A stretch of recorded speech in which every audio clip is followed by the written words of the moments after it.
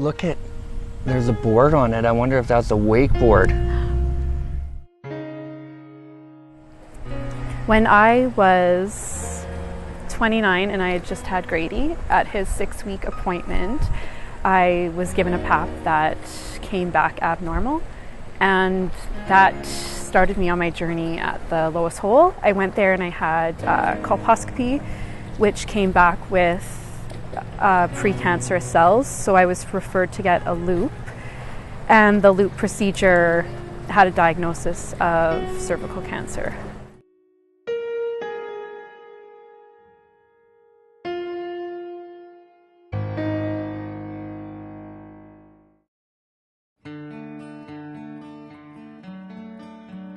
Even from the moment of diagnosis, when Dr. Hodges called and told me that I had cervical cancer, right away he said, I remember it word for word, he said, "Don't lose sleep over it," which is kind of funny because you hear the word cancer and of course you're worried, but it was very reassuring that this was going to be okay. I was lucky enough to get the surgery through the Da Vinci robot, and that successfully removed the cancer and gave me a chance to be able to have more children.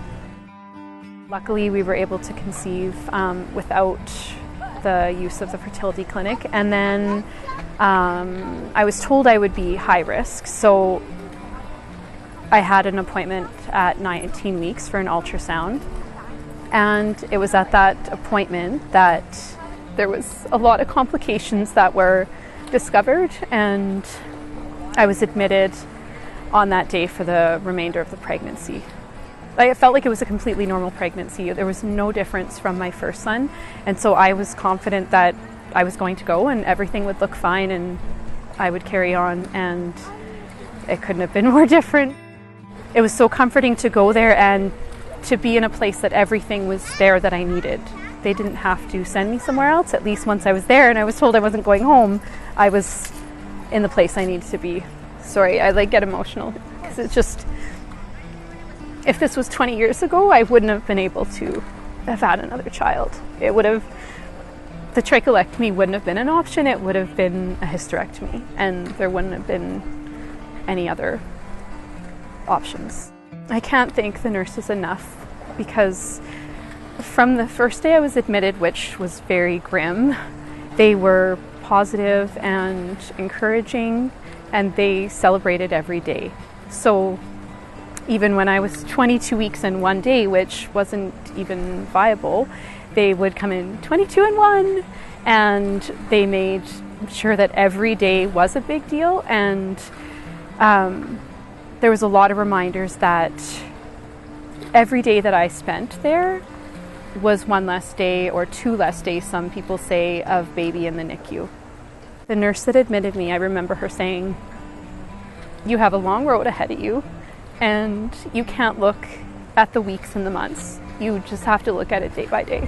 And she said, if you look at anything more, you'll get discouraged and you'll get frustrated, and it might not seem possible, but I just remember her saying, just look at it day by day. And so I did. One of the things I got was a journal, and on that journal I would say, like, if I was 22 weeks and 1 day pregnant and how many days I had spent in the hospital. And so that, I think every day that kind of helped, like, okay, it is 1 day. The care I received has shaped my family. If there wasn't the early diagnosis of cervical cancer, I might not be here. If there wasn't that same diagnosis, I would not have had the chance to have another child.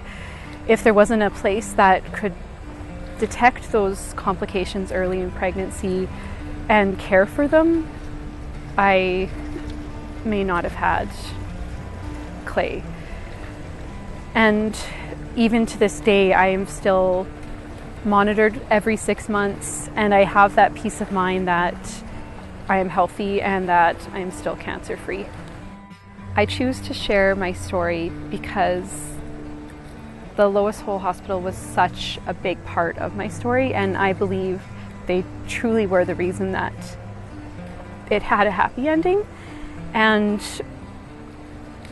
That hospital has given so much to me that I would love to find a way to give back.